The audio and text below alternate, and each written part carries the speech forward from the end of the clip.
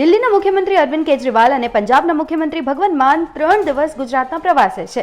6, 7 અને 8મી જાન્યુઆરીના રોજ ગુજરાત તેઓ આવી રહ્યા છે। લોકસભાની ચૂંટણી પહેલા હવે કેજરીવાલ એક્ટિવ મોડમાં જોવા મળી રહ્યા છે। અરવિંદ કેજરીવાલ ભરૂચ જિલ્લાના નેત્રાંગ ખાતે સભાને ગજવવા જઈ રહ્યા છે। ચૈતર વસાવા હાલ જેલમાં છે। વસાવાના સમર્થનમાં સભાનું આયોજન કરવામાં આવ્યું છે, જેમાં અરવિંદ કેજરીવાલ કાર્યકર્તાઓ અને જનસભાને સંબોધન કરશે। સુરતથી તેઓ નેત્રાંગ પહોંચશે। આ સભાની તૈયારીઓ આમ આદમી પાર્ટી દ્વારા કરી લેવામાં આવી છે। ગુજરાત તક સાથે ખાસ મુલાકાત આમ આદમી પાર્ટીના નેતા મનોજ સોરઠિયાએ કરી છે અને સંપૂર્ણ કાર્યક્રમ અરવિંદ કેજરીવાલનું જણાવ્યું છે। લોકસભાની ચૂંટણી પહેલા આમ આદમી પાર્ટીએ પોતાની તૈયારી શરૂ કરી દીધી છે। ધારાસભ્ય ચેતર વસાવા હાલ જેલમાં છે, પરંતુ તેમના સમર્થન માટે પંજાબના મુખ્યમંત્રી ભગવંત માન અને દિલ્હીના મુખ્યમંત્રી અરવિંદ કેજરીવાલ આવવાના છે। હાલમાં આપણે જે નેત્રંગ છે ત્યાં છે, ત્યારે આપણી સાથે મનોજ સોરઠિયા છે। એમને પૂછ્યું, મનોજભાઈ, તૈયારી કેવી ચાલી રહી છે અને કેટલી પબ્લિકની આશા લઈને બેઠા તમે? જી બિલકુલ, તૈયારી ખૂબ સારી ચાલી રહી છે। આખી લોકસભાના તમામ ગામોની અંદર રોજે રાત્રિ મિટિંગો ચાલુ છે અને ત્યાંથી લોકો કેવી રીતે અહીંયા પહોંચશે એનું પૂરું પ્લાનિંગ કરવામાં આવી રહ્યું છે। અમને અંદાજ છે કે કરીબન 1 લાખ જેટલા લોકો આ ગ્રાઉન્ડ ઉપર અહીંયા નેત્રંગની અંદર લોકો પહોંચવાના છે। એની તૈયારીઓ, ગ્રાઉન્ડ બી તૈયાર છે। ગ્રાઉન્ડ ઉપર આજથી જે સભા મંડપનું કામ ચાલુ થશે અને બહુ સારો ઉત્સાહ છે। ગુજરાતની આમ આદમી પાર્ટીના તમામ લીડરો ગામડે ગામે જઈ રહ્યા છે અને એમાં પણ સારો ઉત્સાહ છે। એટલે મને પૂરી આશા છે કે આ જે સભા છે એ લગભગ જ તે આ વિસ્તારની અંદર કોઈ પોલિટિકલ પાર્ટીની સભા થઈ હશે એના કરતાં સારી સભા આ વિસ્તારમાં થવાની છે। બીજેપીનો એવો આક્ષેપ છે કે આમ આદમી પાર્ટી જે છે, અરવિંદ કેજરીવાલ અને ભગવંત માન ચેતર વસાવાની તરફેણમાં નહીં, પરંતુ પાર્ટીનો વ્યાપ વધારવામાં એમને રસ છે અને ચેતર વસાવા સામે જે કેસ છે એ કેસમાંથી એ ના છૂટે એના કરતાં એમને રસ પાર્ટીના વ્યાપ વધારવાનો। એને લઈને શું કહેશો? પહેલાં તો ભાજપે એવી વાહિયાત વાત કરવાનો અધિકાર જ નથી। ચેતરભાઈને જે ફેક કેસમાં ફસાવાવાળી પોતે ભાજપ છે। આદિવાસીઓના અધિકારોનું હનન કરવાવાળી ભાજપ છે।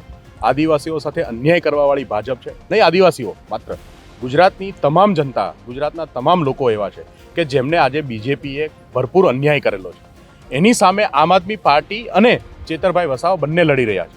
આ જે આખી ઘટના અહીંયા ઘટી, જે ગુજરાતની અંદર આજે સૌથી વધારે અગર ભાજપ કોઈને પરેશાન કરવા માંગે છે, કોઈને આ લોકસભામાં કોઈથી ડર છે તો માત્ર ચેતરભાઈનો છે। શા માટે ચેતરભાઈ જો ધારાસભ્ય નહીં હોતે તો આ કેસ થયો હોતે। ચેતરભાઈ જો સામાન્ય માણસો માટે લડતા નહીં હોતે તો આ કેસ થયો હોતે। તો જે આખી પોલિટિકલ વેન્ડેટા છે, પોલિટિકલ બદલો લેવાની ભાવના ભાજપની છે, એને લઈને બીજેપી આ કાર્યવાહી કરી રહી છે અને લોકોમાં રોષ છે। લોકોમાં રોષ એટલે છે કે ચેતરભાઈએ એક ખેડૂતોના ન્યાય માટે લડાઈ લડી। ચેતરભાઈએ એક ખેડૂતને ન્યાય મળે એના માટે વન વિભાગ સાથે જે કંઈ ઘટના ઘટી એ બની, એક થઈ અને આજે ખોટા આરોપો લગાવીને એમના પરિવારને જેલમાં નાખવાનું કામ કર્યું છે। હું અત્યારે લોકોમાં ફરું છું, મેં જોયું છે કે લોકોએ એક હદે ભાજપ જે કરી રહી છે એમાં સૌથી મોટો સવાલ એ ઊભો થાય છે કે ભાઈ એમના ઘર સુધી શું કામ?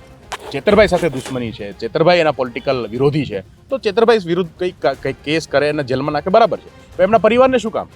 એમના ઘર પરિવારને, એમના આસપાસના તમામ લોકો ઉપર જે રીતે આજે એમને જેલમાં નાખવામાં આવ્યા છે, એનો મતલબ છે કે ભાજપ જે છે એ આદિવાસી વિરોધી તો છે જ, પણ ગુજરાતમાં આદિવાસીઓને લઈને કોઈ કંઈ બોલે એનો પણ એમને વિરોધ છે।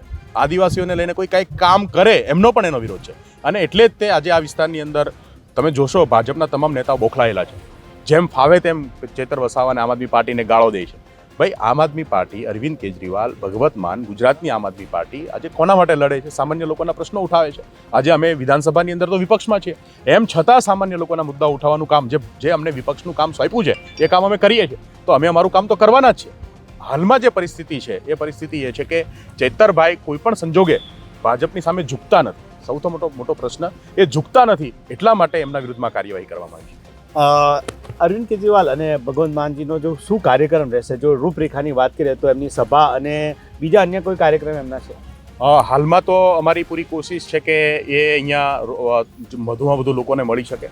તો સુરત એરપોર્ટ ઉપર એમનું અરાઇવલ થવાનું છે અને ત્યારબાદ અમે અહીંયા સભામાં કરીબન 12 વાગ્યા આસપાસ સભામાં પહોંચીશું અને સભા પૂરી થયા પછી અહીંના સ્થાનિક આગેવાનો, આદિવાસી લીડરો, આદિવાસી નેતાઓ, ચેતરભાઈનો પરિવાર જે છે એમને પણ મળવા જવાના છે। એમના પરિવારને, એમના ચેતરભાઈના મમ્મીને, એમના ભાઈને, એમના પરિવારને પણ મળવાના છે અને જો શક્ય હશે અને જો એલાઉ થશે તો કદાચ બની શકે કે એમને જેલમાં પણ મળવા જઈએ। પણ હાલ પૂરતું એ છે કે અહીંયા જેટલી પણ લોકો આ લડાઈ લડી રહ્યા છે એમની તમામ સાથે અરવિંદજી મુલાકાત કરવાના છે. ધન્યવાદ. Thank you. તો આ હતા મનોજ સુરેઠા. તેમણે જણાવ્યું કે જે આમ આદમી પાર્ટી જે છે એ ચેતરભાઈ વસાવાની સાથે છે ને તેમનો જે આ કાર્યક્રમ છે એમાં એમનું ટાર્ગેટ છે 1 લાખ લોકો આવે એવી શક્યતા તેમને દર્શાવી છે. નરેન્દ્ર પેપરવાલા, ગુજરાત તક, નર્મદા.